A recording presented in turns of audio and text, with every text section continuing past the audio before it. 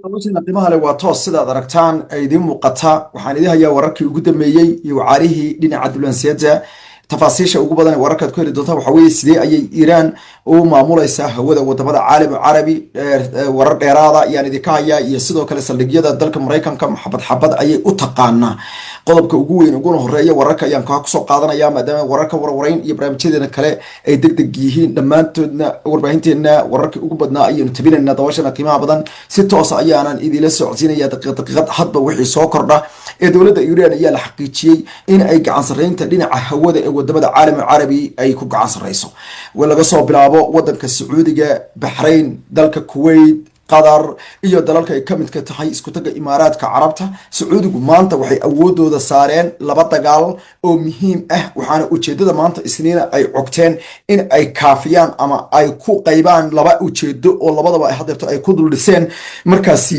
hankoodii weynaa mid waxa weeye in ay suuqa saliidda maanta maadaama isniin uu yahay ay baabiyeen ciyaartii ay Trump iyo Netanyahu ciyaareen ay doorteen in weekendiga ay dagaalka qaadaan si dhaqaalaha adduunku uu u noqdo mid uusan tebin ama aan laga dareemin maadaama suuqyadu ay xidhnaayeen ayaad moodaa Iiraaniintu in la fahmeen oo ay dib u dhigtay dagaalkii dhaqaalaha isla maanta markay suuqyadii ay furmeen qiyaastana xataa waxay ku soo beegeen xilliga la filayo in suuqa Wall Street ee Mareykanka uu furmo hadeerto saacad ama 2 saacadood kadib ayuu furmayaa suuqa 2 saacadood kadib ayuu furmayaa suuqa Wall Street ayuu furmi doonaa 8 subaxnimo waqtiga New York ayuu furmi doonaa sidaa daraadeed hadda waxaa ka haray 2 saacadood iyo 3 daqiiqo ayaa ka haray xilliga uu furmi lahaa Wall Street sidaa daraadeed waxaa la yaab noqotay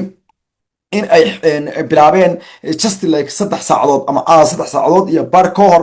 marka la isku daro 2 saacadood haray iyo ilaa hilaadii saacad ka hor ay bilaabeen duqeynta inta wararka ay idin sheegayay way wararka hore daawateen ay bilaabeen marka inta la isku daro in ay tahay dagaal qorsheysan waana waxyaalaha lagu garto dagaalku inuusan ahayn dagaal talaqdoona inuusan ahayn dagaal aan jihal ahayn Iiraan dagaalkeeda waxay u egtay inay casriyeysay oo qaabaysay isla markaana hadeerto uu noqon karo dagaal lagu tilmaami karo yahay professional war qaabka dhaqaalaha waayo markii Mareykanka iyo Iiraan Israa'iil ay doorteen inay Iiraan weeraraan sabtidii ay doorteen waliba ay doorteen sabtidii afafkeedii hore يعني goor hore oo sabtidii waxay ugu talagaleen sabti iyo axad inay Iiraan inta ugu badan ee damage ay geysan karaan isniintana Iiraan oo bila awood oo bila tabara oo hogaamiyaasha marka laga dilo hubka laga dhigo bay filayeen oo isniinta aan la isla gaarin ujeedada ugu weyn saas ah laakiin se Iiraan waxay tiri isniinta waaba nooba iidanadi ayay yiraahdeenba sida daraadeedna Iiraan waxay qaaday maanta laba dagaal waxa weeye in ay gabi ahaan yarayso in Mareykanku uu door fiican ku yeesho duqeynta dhinaca cirka Iiraan kana tahay waxaana dhigi karaa dagaalkan galinka hore ee maanta dhacay ilaa yawm hadeerto oo salaadii casar loo gurguuranayo salaadii duhur badhawt laga soo jeestay waxay u muuqataa in dawladda Mareykanku doorkii ciyaarta ee dhinaca cirka ay ku lahayd dagaalka uu wiiqmay sababtoo ah diyaaradihii la soo riday la soo daadiyay Kuwait iyo saldhigyadii dalka Mareykanka diyaaradiisu ay ka soo kacayeen caalam carabi oo gabi ahaanba bartilmaameed noqday raadaarkii maraakiibta dagaalka dalka Mareykanka USS Abraham Lincoln iyo USS Gerald R. Ford oo labadaba la damiyay oo diyaaraduhu aysan si wacan u hagmaynin ayaa iyaguna door weyn ka sii ciyaaray in Iiraan ay gacan sareynta dhinaca hawada ay yeelato Iiraan hadeerta hawada dalalka Kuwait Bahrain Saudi Arabia Iraq iyo sidoo kale wadanka Suuriya iyo lagu daray dalka Urdun iyo qaybo badan oo kamid ah wadanka Qatar ama gabi ahaanba wadanka Qatar iyo isku tag imaaraadka carabta inta ayada ka talisa sababta uga talisa waa sidii look hawada qaabka looga taliyo kaliya maaha in diyaarado dagaal ay sida dalalka Mareykanka iyo Israa'iil ay sheegtaan in ay markay doonaan galaan baxan maya saas kaliya ma diyaaradaha hawada waa laba ujeedo ayaa lagu maamulaa mid waxa weeye in gabi ahaanba aad si habaysan oo qaabaysan dhammaan meelaha ay mari karaan ama ka soo kici karaan aad duqayso haddii marka gantaaladaadu ay yihiin precises oo ay duqeey karaan garoomada lagaaga soo duulayo macnaheedu waxa weeye garoonkaas waa dhisayba garoonkaas waa garoon howlgab aad ka dhigtay sababtoo ah mar walba la qaadan maayo khatarta ah ama inta diyaaradood waxa la rabay kooxa inay soo kacaan oo markiiba iyagoo rabaraba oo hayna ay dawladda Mareykanka ku tay soo kiciso ayagoo shixnad ah ay ka soo kacaan mar Kuwait mar ka soo kacaan Bahrain mar ay ka soo kacaan dalka la yiraahdo Qatar mar ay Sacuudiga ka soo duulaan kolay ka soo duulaan dalka isku tagay imaaraadka carabta marka taas horta waxay muujisay in ay Iiraan ku guuleysatay in ay dhaawacdo oo arinta ay kala jabiso taas waa qodobka labaad ee dhacay waxa weeye maraykanku wuxuu yareeyey in uu weerarkii dhinaca badda ee sawaariikhda cruise missileska ha uu kasoo galo laajiga waxay ogaadeen in markasta raadaaro ay haystaan oo maaragtay waxaa loo yaqaano detective ah oo qaba kara oo maaragtay ama markiiba la wareeg ogaa kara xogta soo kicitaanka maraakiibta meeshay ku sugan yihiin ama waxay heli karaan yoolka saasaa la odhan karaa af soomaaliga maraa ergeysa ugu dhow yoolka meesha gantaaluhu ka imaanayaan لأن إيران ميري كاكين تبع قلب عصب أي كنت قال مسامانت حقيقة تاس لو ما كلا حدين طلبنا وحوي يسلقين دلك مريكان دقائق أي كودين ودن جين وحي كويسة رادار يعبر أسارا أو موجنا إن أي ست ما تنله أي أدو قيانس تأسات ردد وحليري وهودي ودمد العالم العربي وحامانتا قعنتا كويسة إيران saas ayay dadku isku raaceen sababtoo ah ilaa hadeerto ayada imkaaniyaadka maamulas dhinaca dhaqaalaha ee caalamka mar haday xidhay xaruntii ugu weyneed ee Tanura ee magaalada Dammam ee shidaalka ee xarumii ugu weynaa Aramco shirkadan loo yaqaanay boqortooyada Saudi Arabia oo ah wadanka de largest market production kan oil ama waxa loo yaqaano ee adduunka soo saara ama shidaalka wadanka ugu badan ee maanta soo saara waay bariga hore wuxuu jiray wadanka ugu shidaalka badan ugu soo saarka badan ee hadeerto kaydka ama reserve-ka Mareykanka ayaa ka badan Sacuudiga inta u harsan kala isbarbar labada dal laakiin production-ka iyo soo saarista waxa badan ugu badan oo number 1 ku jira dunida Saudi Arabia taasina ayaa dhalisay in suuqi shidaalka ee adduunku uu gabi ahaanba dumo taasina waxay dhalisay dagaalku inuu noqdo nin walba meesha doonto joog ama Tokyo oo Japan xarunta ay joog ama Muqdisho oo Soomaaliya joog ama ku sugnow magaalada xarunta u ah dalka Mareykanka Washington DC ama ku sugnow Caracas ama se ka soo toos Australia iyo magaalada Canberra ama ka soo kac Fiji Island waxaa maanta ay dad adduunka nin walba oo gaari istaarayay uu dareemayaa jeeb xanuunkii ugu weynaa ee dhinaca shidaalka habeenka iyo xanuunkuna wuu wada gaaray suuqyadii gabi ahaanba wadamadii caalamul Asia ama caalamul waxa loo yaqaano wadankan ee loo yaqaano Siin shinuhu hogaamiyo oo dhan way dumeen isla markaana suuqyadii stock markets kan ka hadlaya suuqyadii saamiyada taasna waa cajibaadka ay leedahay Iran hadaba maxay ay rabtaa maxay rabtaa inay xaqiijiso Iran waxay rabtaa inay xaqiijiso in awood ay u leedahay in ay dagaalanto in ay awood u leedahay in ay dirto fariimo iyo in ay dirto wax loogu yeeray clear messages dawladda Faransiiska ayaa markii ugu horeysay salbabaqday wasiirka amniga dibadda ayaana sheegay in dagaalada Iran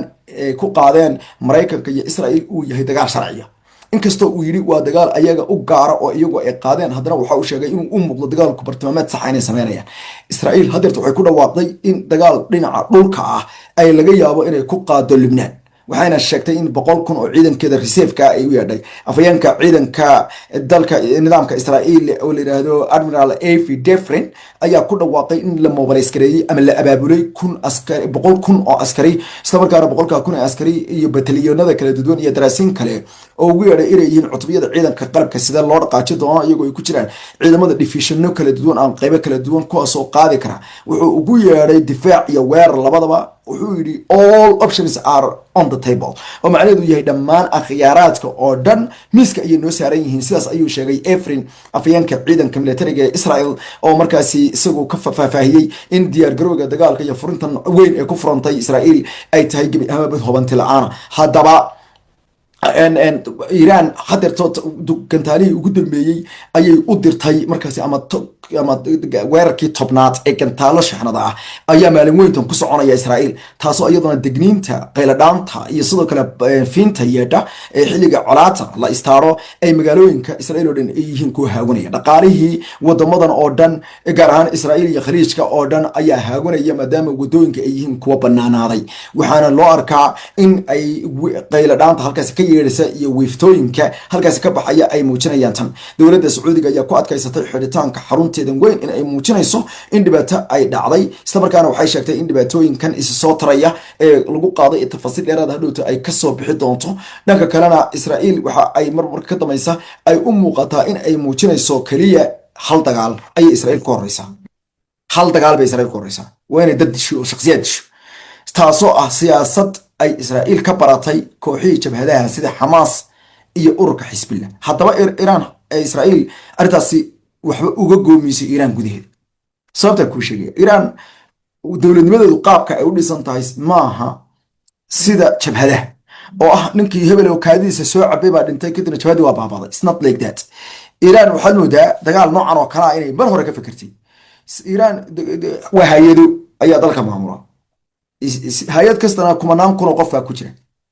qof kastana aduu bayaad aragtay 2,000 oo sarkaal oo isku darajo ah oo isku command ah oo yacni istarajo leeg 2,000 oo sarkaal ayay ciidanka ilaalada kacaanku leeyihiin. waa 2,000 oo janan bay leeyihiin iyo 5,000 oo kornayl iyo intaasoo kun oo yaryar oo maarata cayaan kala yani dad kale oo ciida ka badan ka wada eragaas ayaan ka wada yani intaas oo dhan ayay wada. look at that. marka fiiri dowladii golihii wasiirada iyo wasaaradda arrimaha dibadda iyo madaxweynihii iyo kuwaasna waa gaar bay u joogaan. goro kale ayaa jira oo la yidhahdo golaha markaasi baarlamaanka oo iyagana awoodooda leh oo markaasi afayeen leh oo iyaguna gaar u dhisan. waxaa jira golo kale oo la yidhahdo golaha shuuraha oo iyaguna gaar u dhisan. golaha waxaa jira khubarada oo iyaguna ayatullayaasha ah. golo kalaa la dhisay oo 3 nin oo 3 ayatullo u dhigma iyaguna. yaa dili yaa dhamayn yaa la dagaalamay maxay kuu tari marba qof baan dilay ayatullihii dishay dagaalkana kasii dir. ninkii ugu masareeyey ee waddanka ugu sareeyey ereyga u dameeya lahaa baa dhintay waxbana looma noqon. رئيسنا إنجليزك حالي كهذا أنت حالي بنك فلا حالنا نك سيف عارف فهمي قفر يرجع بيضة وأنت فهمي نك رئيسنا إنجليز كمان شيء وأنت سيف عارف فهمي ويروح حماس سكرني سوي هاي تولي والد اللي هو حماس سكرني إن طبعا أنت ناك تحويني ده بدو يجرم أيضا أنت وشكت ووحنا إذا كشيء كني يعني يارس هذا كلها إسرائيل إيو مرايكم كو hoggaan kan Iiraan ee odayaasha ah leyntoodu waxba contribute gareemayso. aan eegno markaa wararka kale dawashana qiimaha leh waan isku soo noqonanaa. tarbeelka wararka wacala dhinaca daraasada saraakiisha kale dhimatayna waan eegi doonaa iyo liisaska